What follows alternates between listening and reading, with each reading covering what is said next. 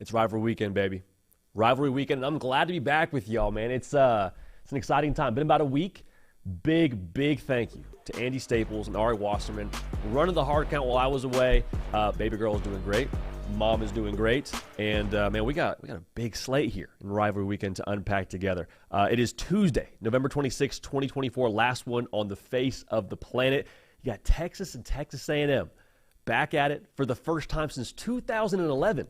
And to sweeten the pot even more, man, a chance to go to Atlanta is on the line in College Station. We'll unpack that one, give you our pick there. We came up with our pick all of about, I guess, like an hour ago, give or take. Like we were not settled on that one. We're settled now. We'll give you our prediction. Hey, how about Miami? They're on the doorstep now. Not a prediction per se in their game against Syracuse, but I think the moment for the Hurricanes is absolutely massive. And I think it deserves a little bit more attention in terms of what it could mean for the future in Coral Gables under our Cristobal and the future of that program overall.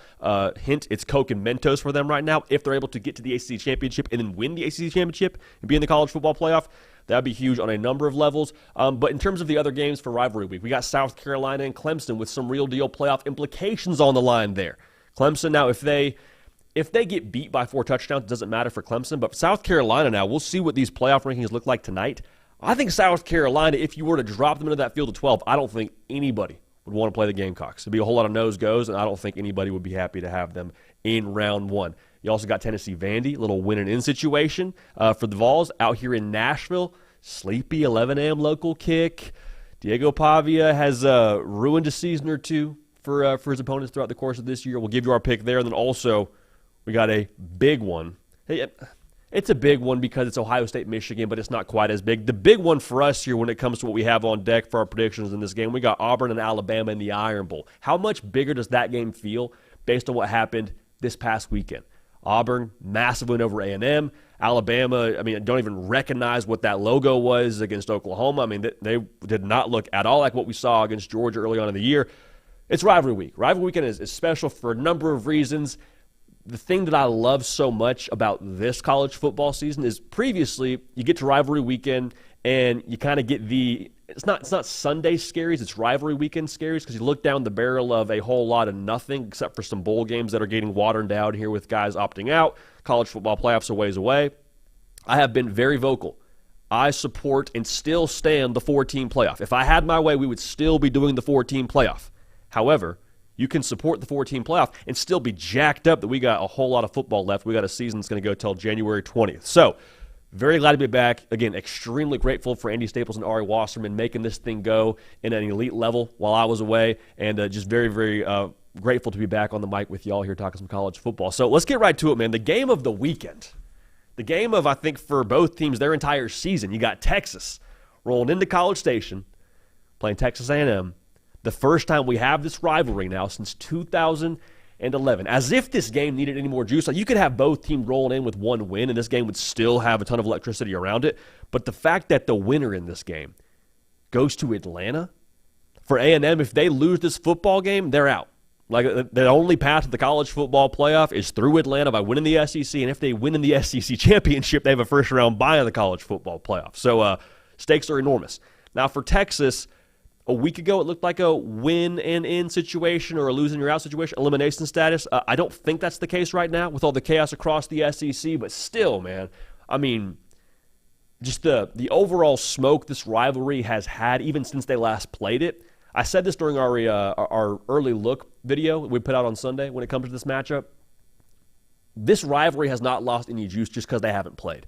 You put out a Texas tweet from anything about college football in relation to them having success, have nothing to do with A&M. Have a bunch of Aggies in the mentions. Vice versa for A&M. If you put out a Texas A&M tweet, you have a bunch of people from Texas jumping in there and saying their 2 cents on how they feel about the Aggies as it relates to their lack of success to their Longhorns. So I'm excited to break this one down, man. 7:30 Eastern, ABC, Kyle Field. The line with this game has been plummeting. Sunday morning, it was at 7.5. Then it dropped to 6.5. All the way down to 5.5 favoring the Longhorns on the road in College Station. Quinn Ewers, worth noting, ankle a little bit dinged up. Sounds like he's going to be good. There's not going to be any situation where he is, having to miss any time, just a little extra treatment during the week.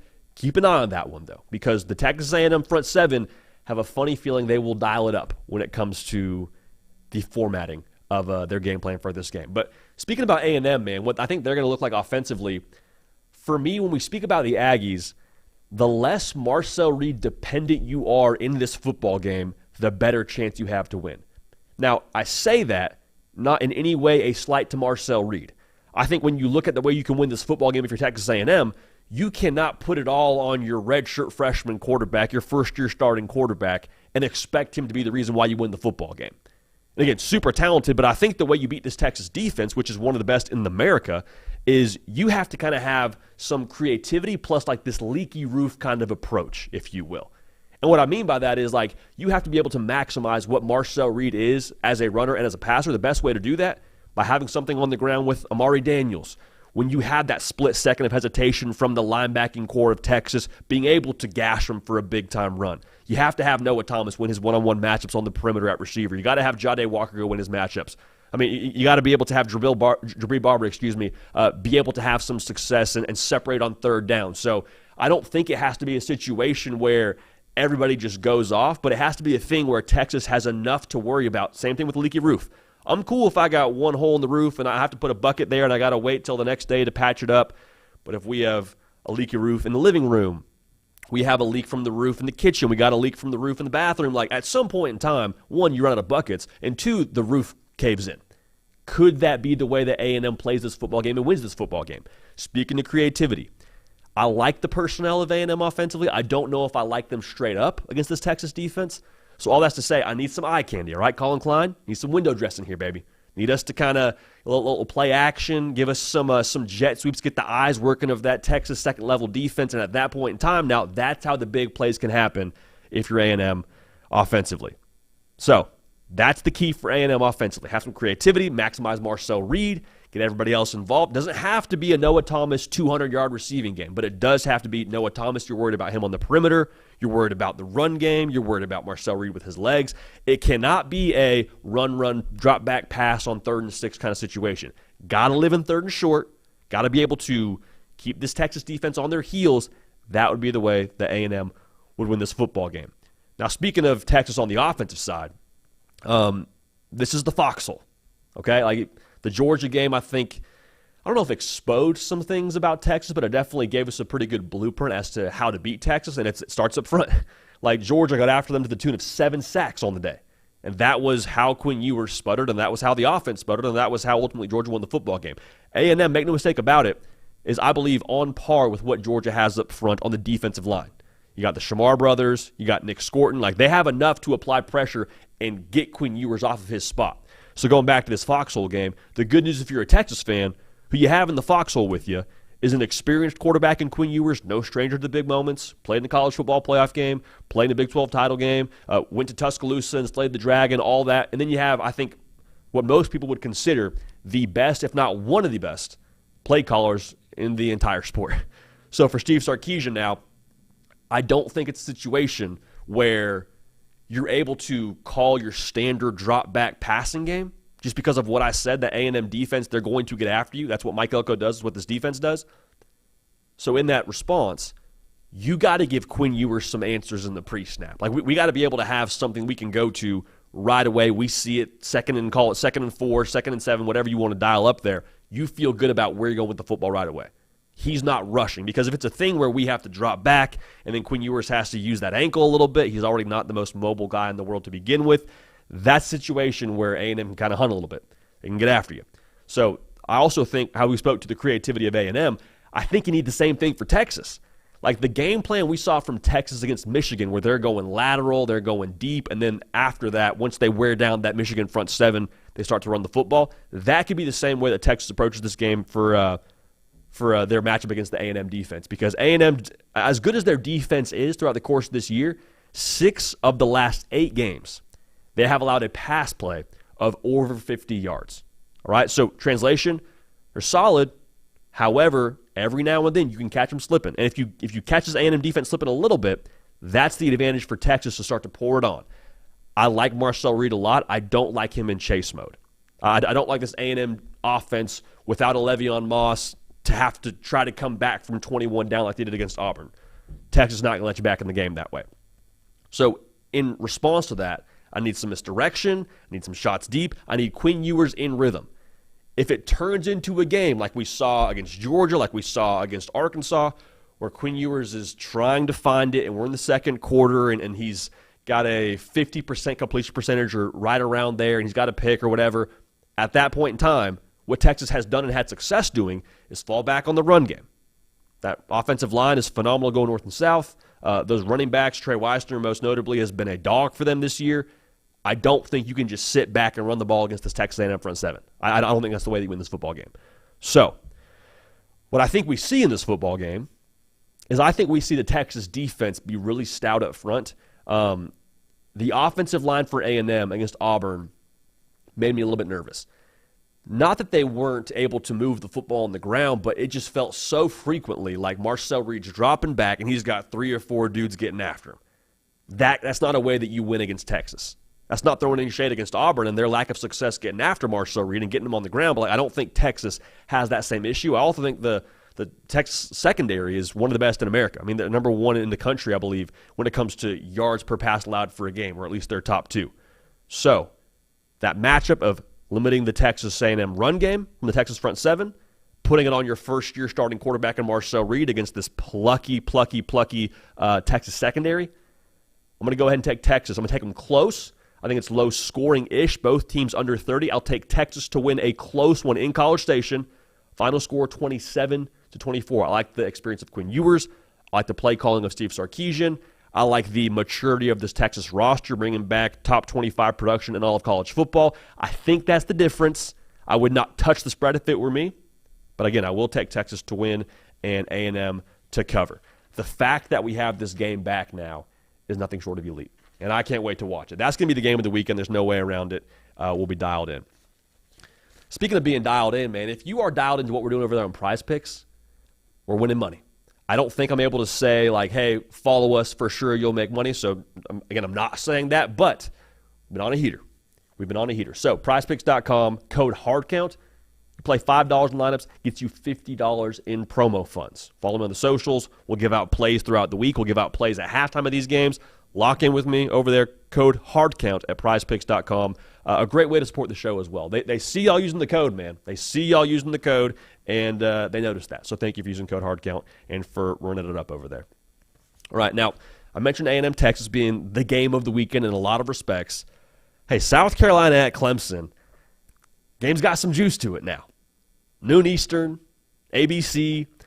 This is the first ranked matchup in the Palmetto Bowl since 2013. And South Carolina, quite frankly, being 2.5-point dogs on the road, a little bit curious to me. I don't know if I trust that line. We'll talk more about that in a second. For South Carolina, man, I think there's college football playoff implications here. And you say they're a 3-loss team, they lost the head-to-heads. I get all of that. But if the committee's just going to use common sense and say we got to take the best 12 teams right now, South Carolina, to me, is in that discussion. We'll talk more about that tomorrow. If they get a win over Clemson, depending on how you divvy up your ranked wins, this would be their 3rd ranked win. Resume boost. Be a nice last data point for the committee before they move into Selection Sunday after conference title weekend. So for South Carolina now, this is a chance, I think, also to kind of turn the tide a little bit in this rivalry. South Carolina has won 1 of the last 9 of these. Obviously, that most recent one coming in 2022 with the Spencer Rattler game. This is a chance to rewrite the future of this rivalry, I believe, for Shane Beamer and company. Because you see Clemson, there's all this talk around what they haven't done the last couple of years, and they don't use the portal, and this about Dabo and that about Dabo. Like, if South Carolina walks in there and blows the doors off of them, the optics are, oh, there's a new team in the state of South Carolina. I don't know about Clemson, but South Carolina is one of those teams going to be a wagon for a long time now. Clemson, I think it's a chance for what I just spoke to, kind of revitalizing optics. Because the Louisville game, I think, lives as a snapshot in so many of our minds when we think about the 2024 season for Clemson. If you go beat a team like South Carolina the last week of the season, there's a chance now, I think, for everyone to put a little bit more respect on Clemson's name heading into the offseason. Now, speaking of the offseason, probably a little bit too premature to do that. Clemson, regardless of if they win or lose this game, they have a chance to show up in the ACC title game if Syracuse beats Miami. I'll say this. Let's say that Syracuse does beat Miami. You don't want to limp into that ACC title game against Charlotte. Like, you want to have some momentum, have some juice here, and this is a chance to capture that against what, again, I believe to be one of the best college football teams in America right now. I mentioned the line confuses me. Clemson minus 2.5. I guess it's at home, so that'd be the reason why you would lean that way if you think it's even. Y'all, I don't really think it's that even. I think that this South Carolina pass rush can absolutely break the game. Now, do they get that done? That's why we're doing the prediction video. Listen, the pressure here, I think, is on Garrett Riley and Cade Klubnik. Because Garrett Riley, what he was brought to do at Clemson was manufacture some more explosives, be able to do what he did at TCU over at Clemson. And they've got some more personnel on the perimeter to do that right now. But I think what we said about A&M and Texas and the responsibility for Quinn Ewers is the same responsibility you have for Cade Klubnik here. Need us to be able to see the whole picture before we get rolling. Because, listen, if you usually have 2.5 Mississippis to drop back and pass, you got like 1.5 in this game. Like Dylan Stewart, Kennard, they're hunting in this game. So if I'm Garrett Riley, need, again, some window dressing, some play action, some things to kind of set that South Carolina defense back a half step or at least cause them to hesitate. And then alongside that, I want to move the pocket. I want us to move the launch point for Cade Klubnik because I do not want him sitting back there and have that pocket collapse on him. Bad vibes. Very, very bad vibes. I think there's also a lot of pressure here for the South Carolina defensive backs to hold up their end of the bargain because as good as they have played this year statistically, I'm not 100% sure that those numbers aren't maybe a touch inflated by how well that front seven has played for them. It's a lot easier to play corner when you don't have to cover for 5 seconds, all right? So that's pretty straightforward. Can Cade Klubnik create extended plays and allow his guys to get open downfield? In addition to that, what we spoke to with Garrett Riley, can you create enough eye candy, window dressing, cliche words to use, but we'll use them here, to open things up downfield for this Clemson offense? Now, for Cade Klubnik, man, this is your moment. Like this is your chance to have your big moment as the quarterback at Clemson because the ACC title game is phenomenal, and I think that was kind of the introduction for us for Cade Klubnik. But since then, man, it's been a lot of good, a lot of solid against good competition. But like there's not that moment that you really plant your flag on as the quarterback at Clemson and say, okay, I'm the guy. This is what you brought me here to do. This is why I was one of the top quarterbacks in America when I came out of high school out there in Austin, Texas. Like this is what I'm here for. If you go beat South Carolina, and again, your favorite in this game, South Carolina's in college football playoff contention, I think you have a chance to, rewrite your own legacy a little bit here. Not that he's a bad legacy, but I think we view him in a different light if you're able to springboard yourself against South Carolina. Let's say Syracuse handles business. You're in the college football playoff beating SMU. Like, things could snowball pretty quick, fast, in a hurry when it comes to optics around Cade Klubnik and his time at Clemson in a positive manner. Now, in the same way, I think Lenora Sellers is a chance for him to kind of maybe reset the temperature around how people view South Carolina football, to what we spoke to at the Open here. He's already arrived. Like, I don't really like us talking about him in the context of, hey, he's a future star of the sport, man. Lenora Sellers, I'm telling you what, watch what he does in the next couple of years. Like, we're watching what he's doing right now. But if they go out and beat Clemson and boost their college football playoff resume with a third-ranked win, I think you look at him and you say, okay, this guy and the way that this team is trending with him being the quarterback here the next couple of years, one, you go all in on the portal, like Pete Nakos wrote about already at on3.com. Go check that out. But two, like, you have a very, very clear direction for where South Carolina football is headed with him as your guy. A guy that was recruited by Shane Beamer, a guy who's from the state, a guy that, quite frankly, gives you a chance in every single game you play in because he's your quarterback. Like, this is the exclamation mark to his arrival, if you will, at South Carolina. And then you move into that next season at South Carolina with him as your quarterback, and like we get to SEC Media Days in Atlanta, and everyone's kind of buzzing about, well, hey, who's your dark horse team? Hey, who's your guy who could be a dark horse Heisman pick? Hey, who's the most dangerous team that's not getting enough love right now as a potential conference champion? I think South Carolina would step into that void if they're able to win this game convincingly in the manner that they would like to win. Now, speaking to the Lenora Sellers a little bit more, what's impressed me so much about him, as much as the physical tools, and he's like Optimus Prime out there against A&M, just throwing dudes off him left and right, escaping sacks, willing his team to a win, the way he's progressed, I think deserves a ton of attention. And I'm going to use two lesser caliber opponents here to paint this picture because I think it makes sense. Old Dominion, first game of the year, right? We have Aaron Murray on the show on our Thanksgiving episode. He called that game. He sat down with Shane Beamer before the game, obviously during the coaches' meetings, and Beamer was straight up with him, man. He's like, hey, listen, we got a young quarterback breaking in a lot on offense. It's not going to look good. And it didn't look good. I mean, Lenora Sellers looked rough, man, throwing for 43% when it comes to his completion percentage. Fast forward the tape. They play another lower-level opponent, most recently Wofford. Lenora Sellers goes for 300-plus yards, 85% of his passes completed. And that's just like a tip of the iceberg of how he's progressed. You can also point to the Missouri game. He went berserk. I spoke about the A&M game. He has continued to progress every single week and get better to a level where, like, I think he is now playing his best football. You don't speak about Lenore Sellers now being a first-year starting quarterback. He has surpassed whatever that label is. He's now on to the next year by how he's progressed and how he's playing.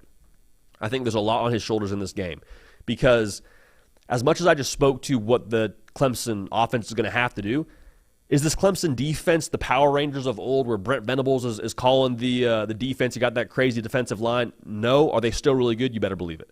They are top 30 in America when it comes to rush yards allowed per a game. Translation, if you want to have success against Clemson, you're going to have to, what I would say, and we talk about this a lot on the show, I think you got to find a way to burn their hand on the hot stove early. Clemson adds extra to the box. They know Lenore Sellers can run the football. They know Rocket Sanders is an absolute force of nature.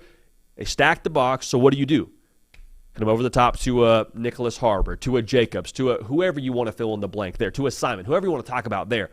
But if you can do that, that discombobulates the game plan, changes the way they have to play you. You cannot then stack the box because you have just told them, as Lenore Sellers at quarterback, I'm going to hurt you throwing the football if you don't respect that. So if they can do that early, I think that's the path for South Carolina. I think that'll be the approach for South Carolina, quite frankly, that they'll try and attack. So here's what concerns me for Clemson in this spot. We've said this a couple times, but like Clemson has not had to step under the heavy bar a whole lot this season.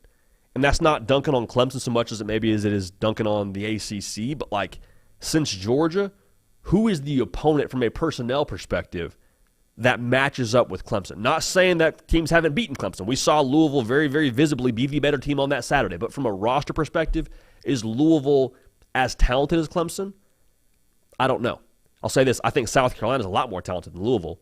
And so what concerns me now is if I'm Clemson, it is very difficult to create some sense of urgency here or create that same level of intensity that you need to have to beat a team like South Carolina, the level of physicality you have to beat a team like South Carolina. I also don't love their play style when it comes to how they match up with South Carolina. To beat South Carolina, I think you got to apply pressure on the perimeter. You got to have a level of explosivity on offense, which Clemson's had at points this year, but I don't know that you have it with the front seven of South Carolina bringing you down with 1.5 Mississippis. So, not being able to put them in chase mode concerns me. Again, I think the convincing potential for South Carolina with the College Football Playoff Committee here also is a lot to play for. I think South Carolina wins this game.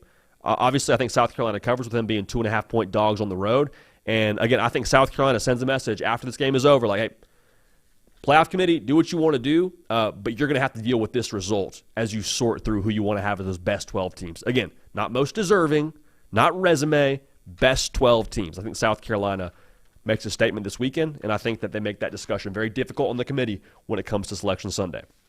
I get the resumes don't work out in South Carolina's favor. I get they don't have the head-to-head over Ole Miss. I get they don't have the head-to-head over Bama. We're using common sense here. Looking at 12 best teams, South Carolina, I think after this weekend, we will all be in alignment, should be one of the 12 best teams. Now, how do they weigh that in November? Another conversation for another time. We will have that conversation for you tomorrow on our Wednesday edition of this football show, college football program. Appreciate y'all being dialed in. If you're watching live on YouTube, go ahead and make sure you like the video. Make sure you have subscribed to the channel. Lots going on here in the next couple of weeks. You got National Signing Day right around the corner. You got a transfer portal opening up. College football doesn't stop. This show doesn't either. Praise the Lord. So we're going to keep on rolling. Make sure you're dialed in. Best way to be dialed in by making sure you are subscribed. So we got some more game predictions to get to here. Got the Iron Bowl here in a minute. Going to talk Tennessee, Vandy. Big one in Nashville. Got Michigan, Ohio State, which the stakes for Michigan a little bit from a postseason perspective, a little bit lower than they've been the last couple of years. Still, though, it's the game, man. Doesn't matter the stakes. It matters that you got Ohio State, Michigan going at it for 4 quarters. So we'll talk about that a little bit later. Before we do, though, let's talk about Miami. And this isn't a game prediction. They play Syracuse this weekend at Syracuse. Got to play Fran Brown, who is fighting for a shower on Saturday. If Miami wins that football game, they make their second ever appearance in the ACC title game, and they will at that point in time have a chance to win their first ever ACC championship. And by the new college football playoff format, have a chance to then have a first-round bye in the college football playoff.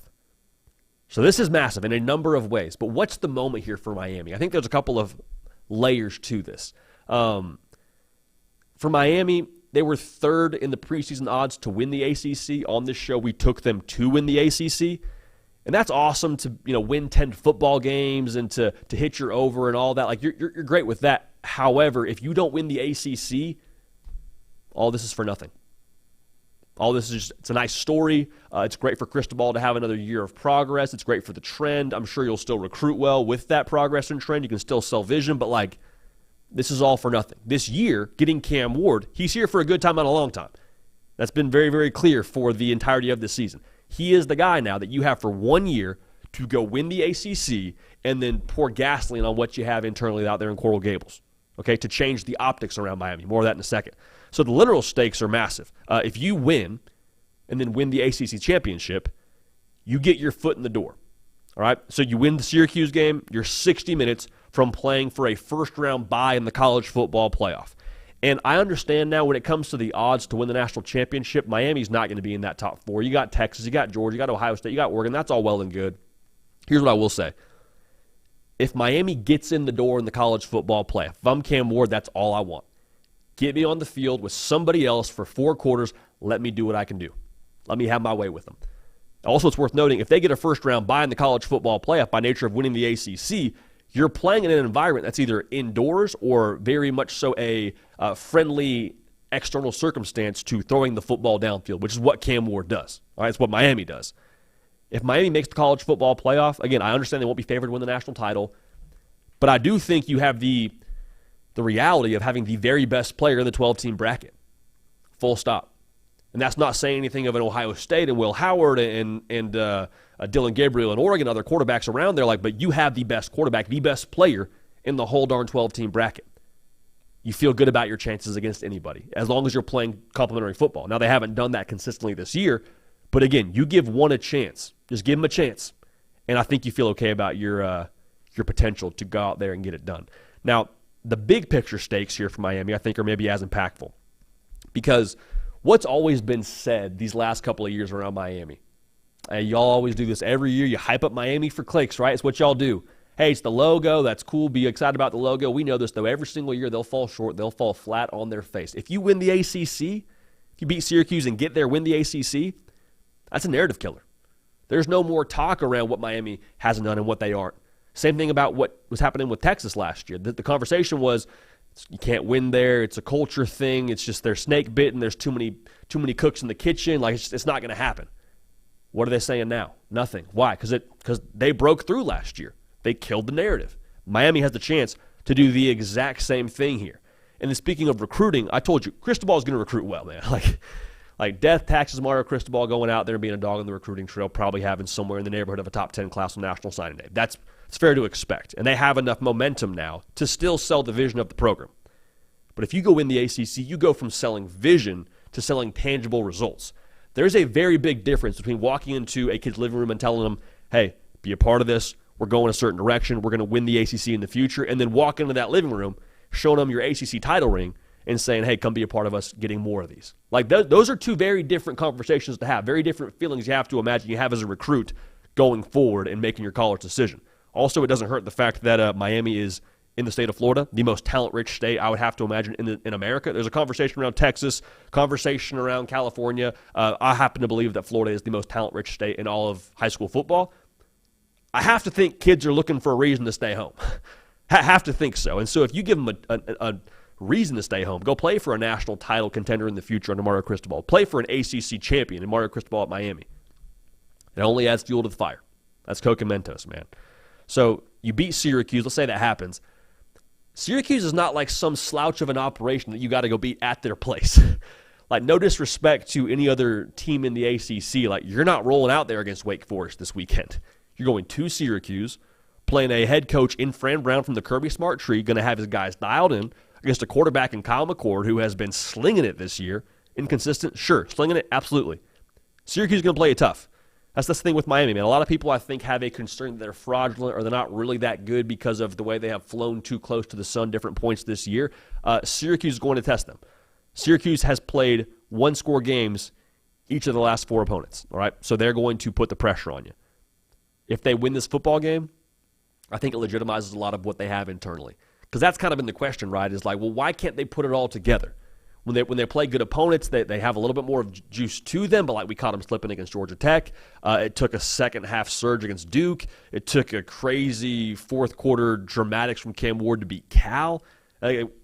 Wake Forest that played with their food for the first half. Like, if you can go out and beat Syracuse, again, a legitimately good football team, a good head coach, a good quarterback, I think it legitimizes everything they have under the hood and makes you feel a lot better about your chances to do something if and when you get to the college football playoff by beating SMU the next week. Now, that's not a small task to beat SMU the following week. Make sure that's clear. But I think there's a lot on the line here for Miami, both optically and literally when it comes to what's going on at the U. So I can't wait to watch this weekend. This is going to be, I think, that fork in the road here for Cam Ward and company. Are you going to be who you say you are? Good teams can win. Talented teams can win 10 football games, all right? Felt pretty good about that going into the year. However, great football teams play complementary ball, and they finish when blood is in the water. Blood's in the water right now at Miami. Go out and finish the trip. It'll be a good one, man. Excited to watch that one for Syracuse and the Canes, man. Upstate New York, it will always be the Carrier Dome to me. I think it's like the JWA Wireless Dome or something they've changed it to. Will always be the Carrier Dome to us on this show. One name they're not changing, the Iron Bowl. Auburn going to Alabama. If you're an Alabama fan, you're like, praise the Lord, we don't have to go to Jordan-Hare this year. Alabama, 11.5-point favorite, 3:30 Eastern, ABC, Bryant-Denny. This is college football rivalry, I think, at its purest.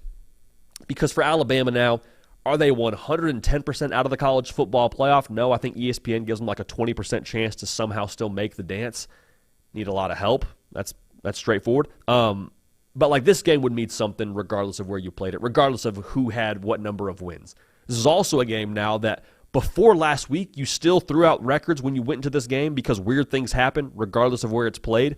But especially because of how last week went with Auburn starting to put it together, looking like the Auburn team that I think a lot of us expected them to look like offensively, scoring over 40 points. Then Alabama looking just like nobody was home against a pretty lackluster Oklahoma team who became bowl eligible by beating you if you're Alabama.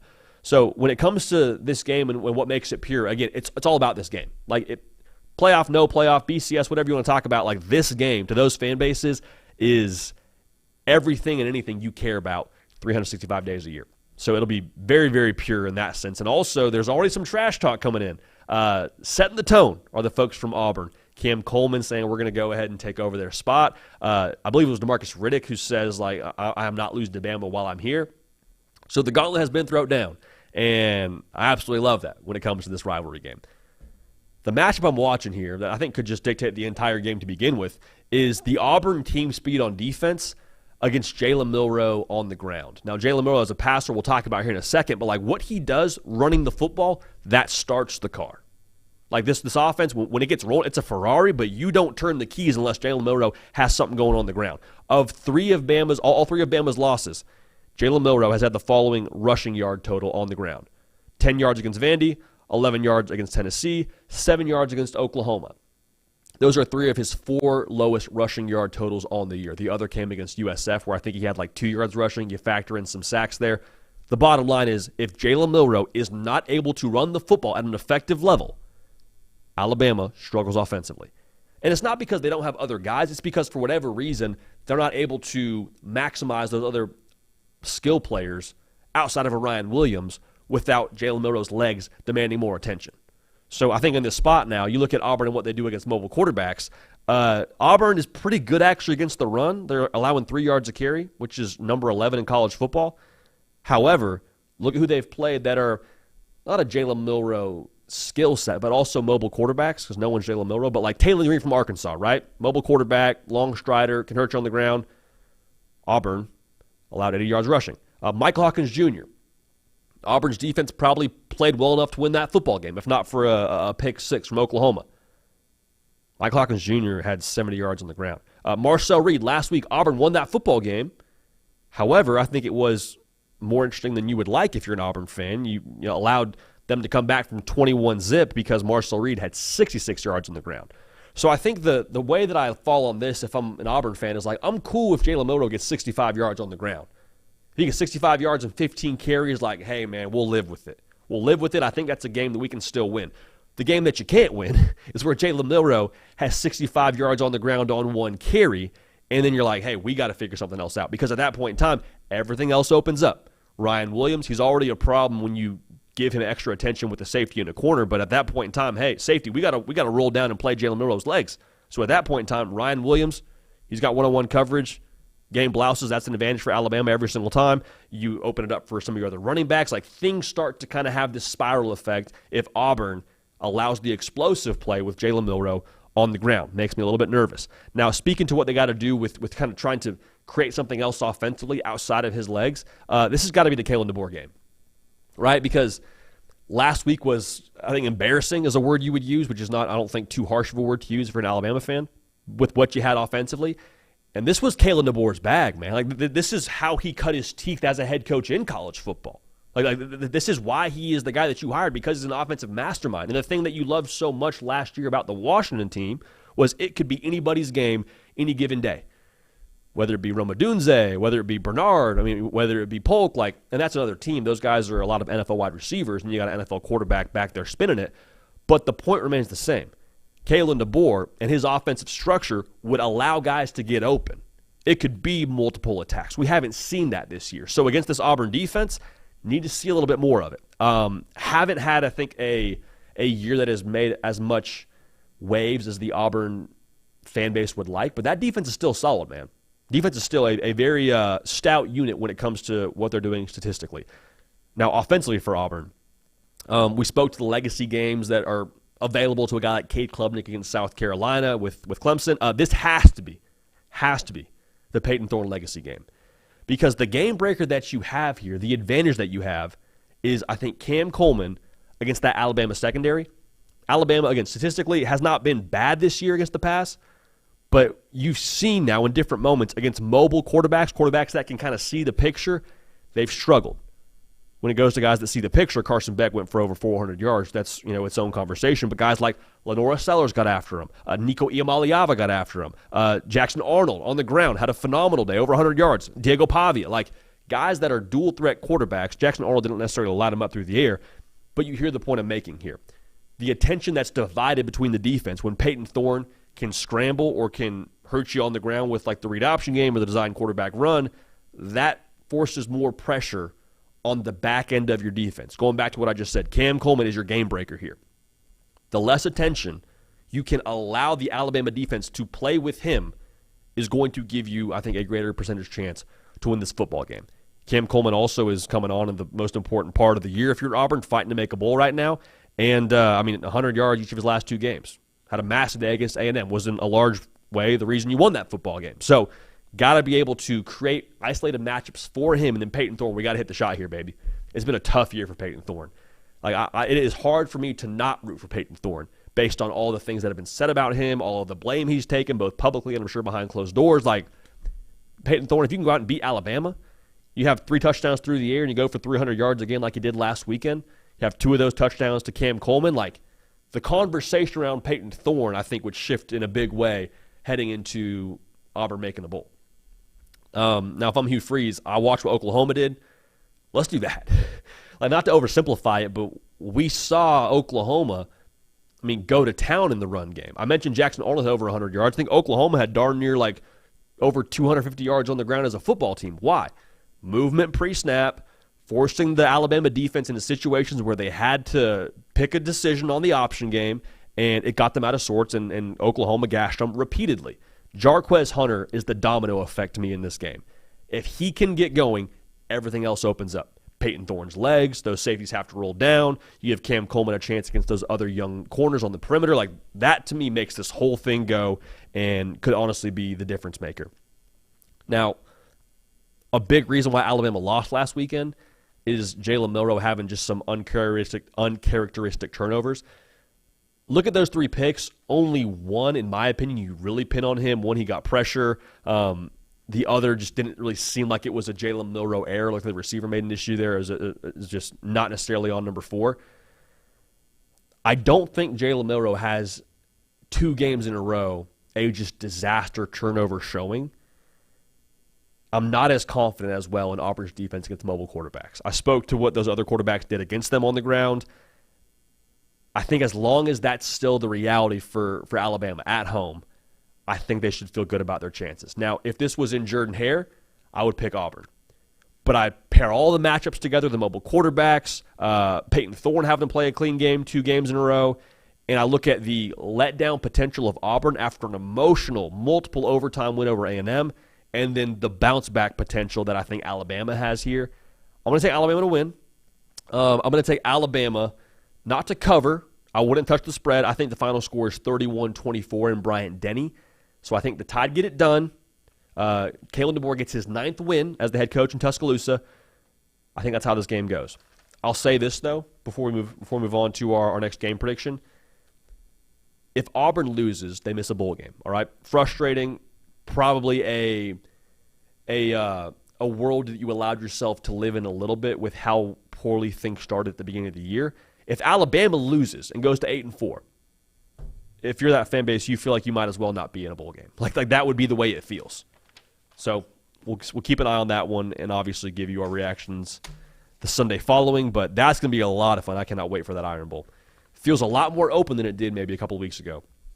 Or last week, I suppose, before Auburn beat A&M and Alabama did not show up against Oklahoma. Now, speaking of showing up, Tennessee has got to show up against Vandy, man. It's going to be a good one. This game is down a full point from yesterday. It was at 11.5 yesterday, down to 10.5, favoring the Vols. ABC, 12 Eastern, First Bank Stadium, 12 Eastern, 11 a.m. local. So if you're Tennessee, you're feeling pretty good about your chances to make the college football playoff. You're not going to have to play in the SEC championship game. You're rolling into a game against Vanderbilt, which is one you have owned over the course of the last few seasons. Make no mistake now, this is not a layup. Like this is not your mom and dad's Vandy. No disrespect to your mom and dad. I'm sure they're lovely people. Ask Alabama. Not a layup. Ask Texas. Not a layup. Especially with having to go and play these teams. Or those teams having to go play at Vanderbilt. Turns out the goalposts do not float in the Cumberland River. And the Vanderbilt student section and the fan base found out about that post-Alabama. And that's the thing with Vandy that makes them so dangerous, man. Like, over the course of the last couple of years, I think it's fair to question where is that team at psychologically from a competitive perspective. Like, do you roll into your last game of the season, probably not making a bowl game, thinking about your Thanksgiving plans, your Christmas plans, thinking about finals, whatever, and just kind of walk in there and say, all right, Tennessee game, let's get it over with. If that was your approach previously, it's definitely not this year. Like, there is legitimate belief with everything they're doing internally under Clark Lee, and especially with who your quarterback is in Diego Pavia. And I've said this multiple times. I'll say it again, man. I love so much the mentality and the attitude he brings to the table. What he is as a quarterback is massive. Like the way he runs the football, his creativity, all those things, you cannot overstate the importance. The biggest impact I think he's had on this Vanderbilt football team is putting his beliefs out there and putting his competitive attitude out there. That like, hey, I don't care who's on the other side. I don't care what we're favored by or what we're not favored by. Like we're out here to go get it done. And you go back and watch some of the press conferences he had during the Alabama week. He's like, if it's not about beating Alabama, get out of our way. And then people laughed at that. People thought that was a little bit crazy. Oh, look at this Vanderbilt quarterback, this transfer from New Mexico State. Like, good for him, kind of having that never say die mentality. Nobody was laughing after they beat Bama. I'll say that right now. So I think there's real belief, which makes them dangerous. And with the stakes being as high as they are for Tennessee, you better not slip up. Better not slip up. We'll say that right now. So in this game, man, the key thing we're watching is, like, can Nico Iamaleava at quarterback rev the engine a little bit here? And we've been looking at that and asking that question in here for a while. And it's not so much can you rev the engine, because we've seen him do it at times. My question is, can you do it against somebody of worth? Like, you look at his numbers versus SEC opponents versus non-SEC opponents. This is staggering. Keep in mind now, that column against SEC opponents, that's 7 games worth of data and 4 non-conference games worth of data. Look at the touchdowns number. 5 touchdowns against SEC opponents. 10 against non-conference. That's great. Go light up UTEP. I'm all here for it. But the reality is, if you want to get to where you want to go, you need some juice from Nico Iamaleava. So this is a spot now against an SEC team. Last game of the year. Last chance to get right. You're not playing in Atlanta for an SEC championship. Like, I need Nico Iamaleava to show up and show out in a big way. 61% completion percentage against SEC opponents. 71% against other teams. Not in the SEC. Like, that's There's a very, very, very clear disconnect here when it comes to who's on the other side of the football and what conference patch they have on their jersey when it comes to Nico Iamaleava. And that's massive for a number of reasons here. Like, let's start with this game side of things. Like, I think Tennessee has a chance to make this game boring in the fourth quarter. I really do. And when I say boring, I mean, like, if Nico Iamaleava walks out there, connects on the deep passes, and is able to put pressure on this Vanderbilt football team, like, as much as I love Vanderbilt, as much as I love Diego Pavia, they're not built to chase you. Like, they haven't scored over 20 points since Texas came to town in late October. So the reality is Vanderbilt, they want to play a condensed style of game. They want to run the football. They want to hold the football, but they can't do that.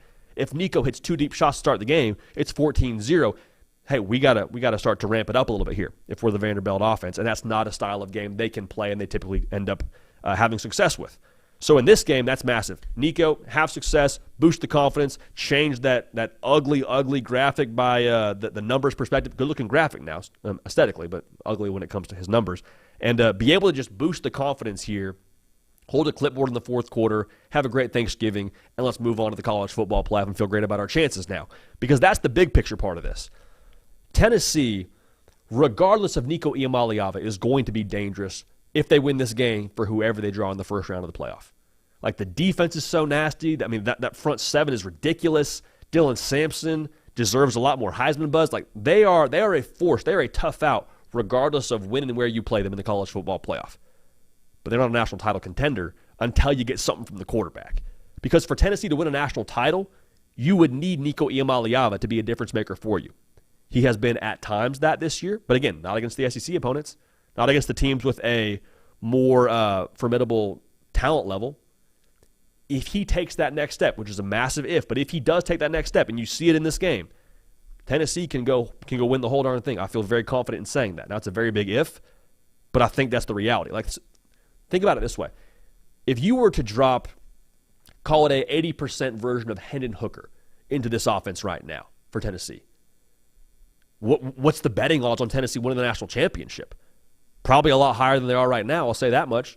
So again, I'm not asking Nico to be Superman, but I am asking you to capitalize on the deep shots downfield in this game, rev the engine, build the confidence, and show us you can do it, because when you get to the college football playoff, that's going to be too late to flip the switch. Like, if your first time trying to get it done is in the college football playoff, like, I don't feel great about that. So if I'm Josh Heupel, man, I'd love to see him dial it up because of how it looks in this game, with how you can win this football game and apply pressure to Vanderbilt, and also just for how you can get your quarterback ready to go on a run here in this 12-team dance.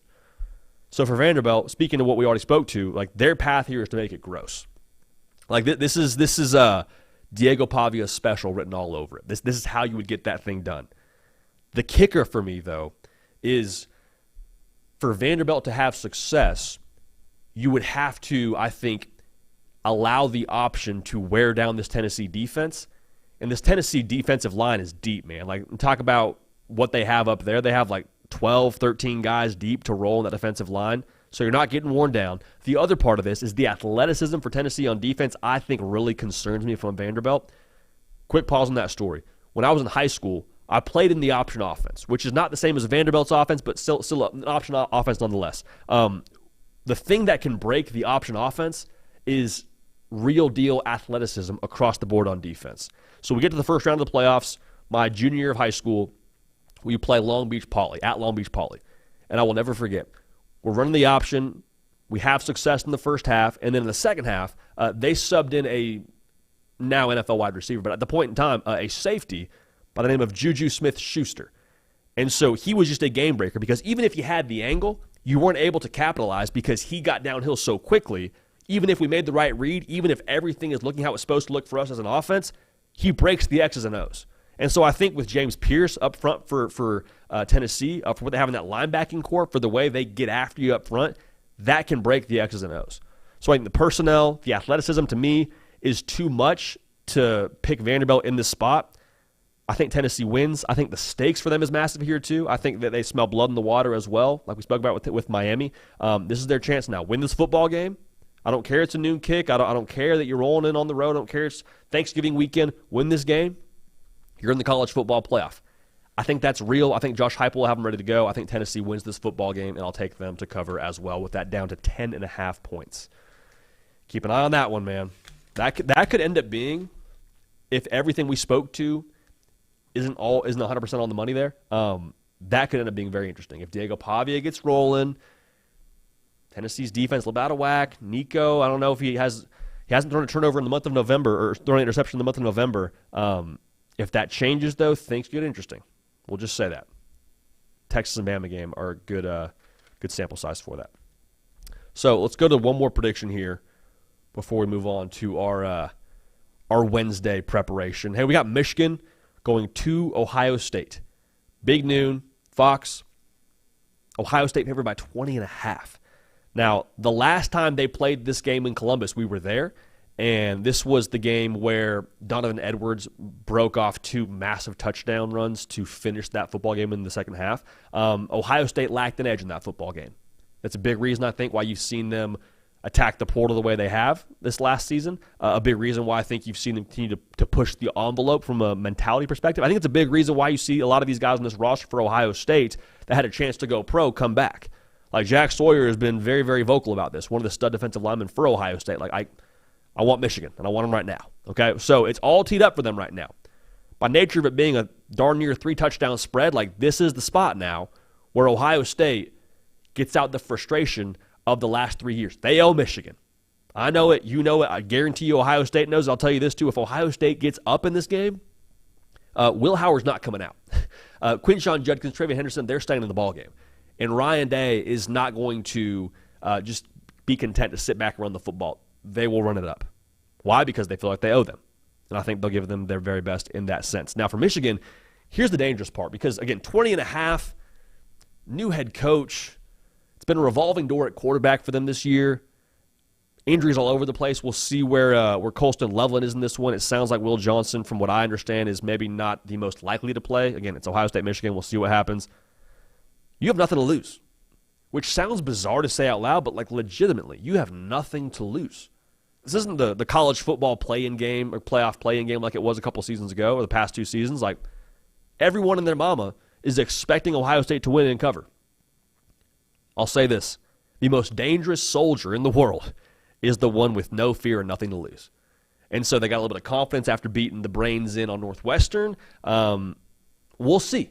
We'll see what happens here. Now, how to break this game down, we could pick Ohio State outright right now, and that wouldn't be a whole lot of analysis for you, a whole lot of value. I think for Michigan, the path to them pulling off the upset in Columbus, which, if that happens, oh my gosh, that would be a very, very dark day in Columbus, very, very dark day for Ryan Day. But the path to them to win here is just doubling down on what's won them the game the last couple of seasons.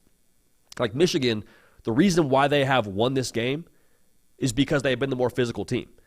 And yes, the quarterback isn't at the same level as a J.J. McCarthy. They don't have the same, I don't think, skill players on the perimeter as they had the last couple of years.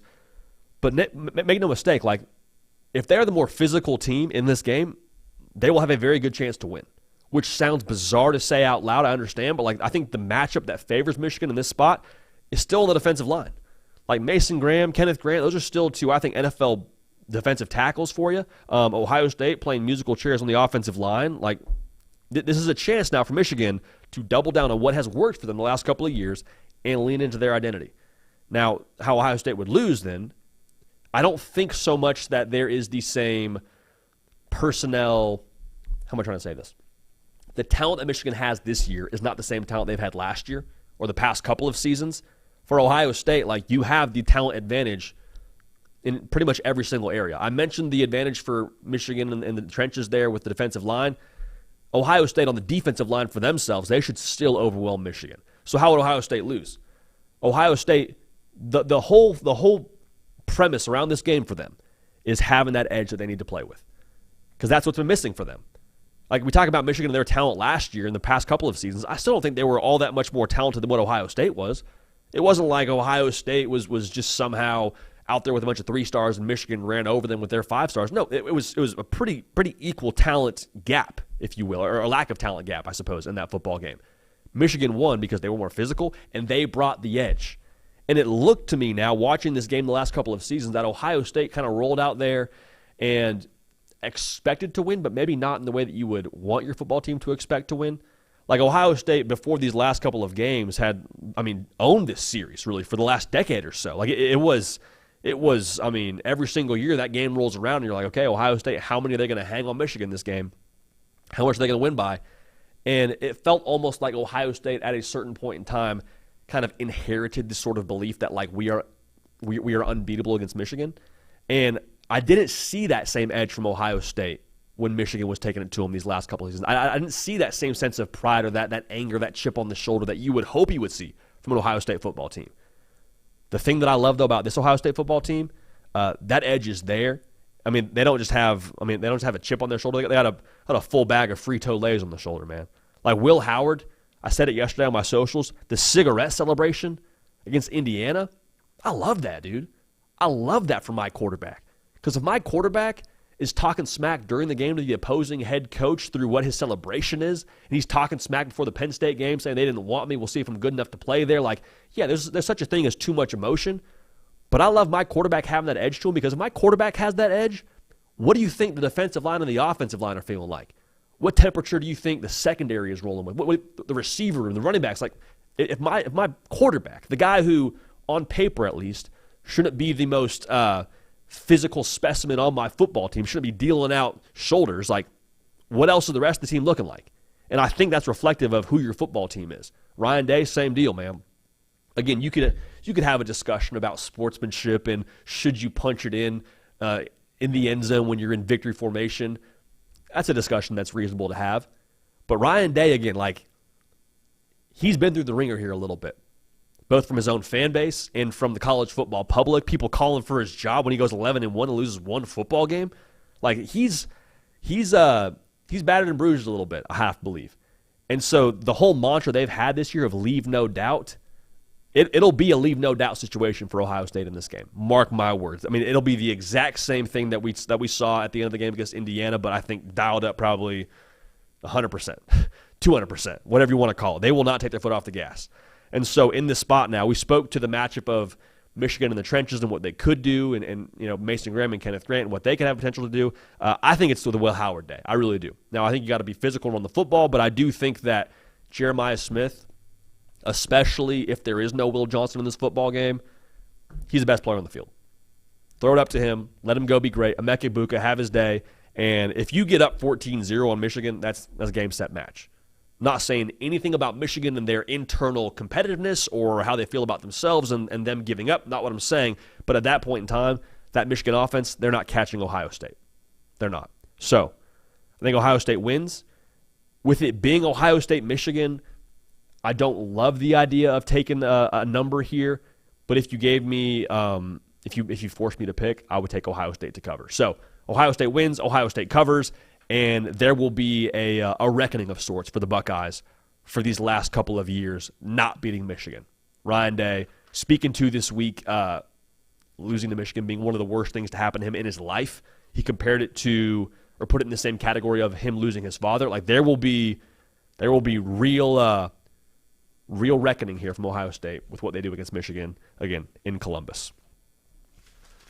I can't wait to watch what happens pregame there because I have to believe it's going to be very, very chippy. I think Ohio State's got him. I think Ohio State knows they got him too. And so when you got someone that has been a thorn in your side, down and dead to rights, like you're going to take every opportunity to make sure you chirp at them and let them know going into that one. You know what Michigan needs here?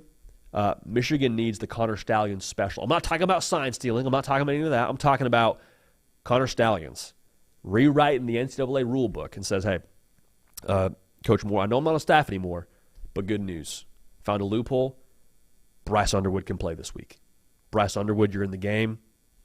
Maybe things change. I'm just saying. Could be worth keeping a pulse on. But regardless, man, going to be a lot of fun. Rivalry weekend is just electric. I mean, the Iron Bowl, we broke down. Michigan, Ohio State, A&M and Texas playing for the first time since 2011 with a ticket to Atlanta on the line. Like I cannot wait. So during Feast Week, a week of gratitude, man, we're extremely grateful for y'all and extremely grateful for y'all making this show what it is. Obviously, huge shouts one more time to Andy Staples and Ari Wasserman running the show while we were away. Appreciate y'all being dialed in, and very, very excited for us to finish the year with a bang here for Rivalry Weekend and jumping into what this college football playoff is going to be in the 12-team era. So make sure you're subscribed. Tonight, We will have instant reaction on the channel for you for the latest college football playoff rankings. Excited to see what they do there. But until tomorrow morning when we're live again, we appreciate y'all. We love y'all. For Caden Smith on the 1s and 2s, for myself, JD PicKell, we appreciate y'all. We love y'all. Going to keep this party rolling. We will see y'all next time.